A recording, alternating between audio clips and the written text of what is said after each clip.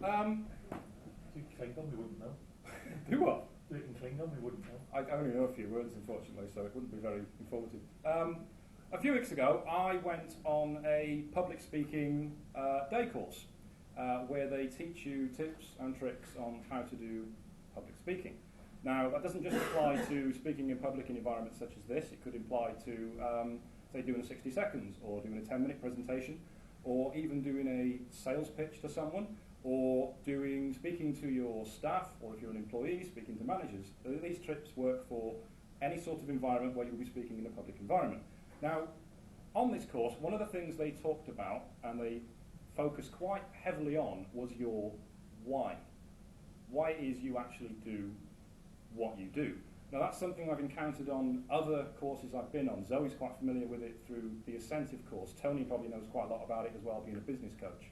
But most people won't have encountered their why before. Why do you do what you do? Why is it important? Why should you know that? To give you a little bit of background, I'm a member of other networking groups as well. And one of the networking groups I went to a while ago, they had a roundtable discussion about doing one-to-ones.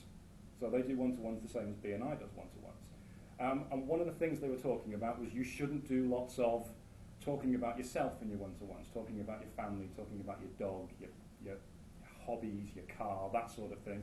It should be about business, about contacts. And one woman actually said, and I quote, it should be, get your contact books out. And I couldn't have disagreed with her more if I tried. It's not about getting your contact books out in a one-to-one. I'm not about to introduce somebody to contacts I've got who I've just met, or somebody that I don't know particularly well through a one-to-one. You need to know them better, and that's why your why is particularly important. Now, I've seen a lot of public speakers over the years, and one of the very first public speakers I saw, I won't tell you the chap's name, but he was really good. Everybody in the room was massively enthralled by what he was saying, and about 3/4 of the way through this talk, he talked about his why, and it got very, very personal, very passionate.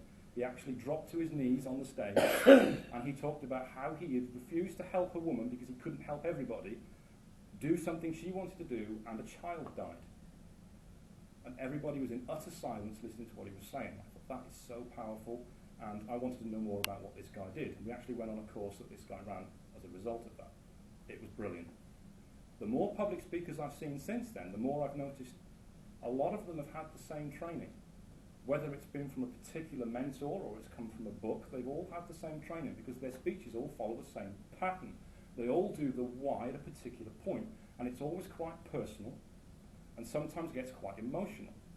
And this works. It works to convert the people that are listening into people that want to know what you do and inquire about your services or sign on for whatever that you do. And again, as I said, this works with any kind of public speaking. It works with pitches, it works with sales. It's important that you do what you do. Because you might be thinking, I don't really have a why. All I want to do is earn more money. But why do you want to earn more money? So you can have more freedom. You can spend more time with your family. Why do you want to spend more time with your family?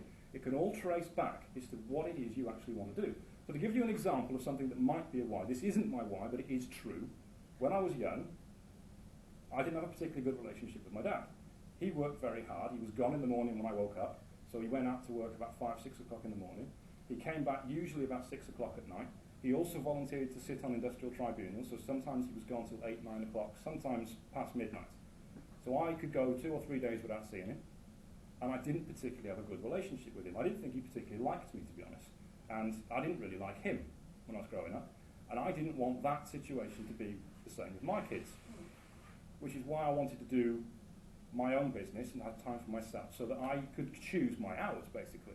And what we do through online marketing is to help other businesses have that same control over their time.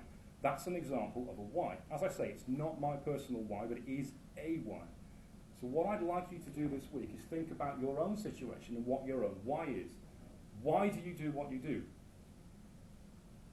Trace it back. Is it because you want to have more holidays? Why do you want to have more holidays? Is it because when you were younger you went on lots of holidays, or you didn't have lots of holidays and you want to change that for your own kids? And then maybe once you've analysed what your why is, I think Zoe already knows what hers is because we've done this exercise before through the Ascentive course. Once you know what your why is, you can then incorporate that into your own situations, your own sales pitches, talking to customers, talking 60 seconds of BNI, 10-minute presentations, and it really helps to differentiate you from somebody else that does the same thing that you do. So an IFA is an IFA is an IFA. But why Richard does what he does will make him different from someone else. We all know Cliff's got huge passion for his wood. I knew someone would laugh. I didn't think it would be you, to be honest. I didn't think it would be you. When Cliff speaks, his passion for wood probably comes through. So think about why you do what you do and try to trace it back to your core function, why it is that you get up in the morning, what gets you out of bed. And I guarantee it's not money, because money is just a route to something. And then try to incorporate that into your business life going forward. And that's it.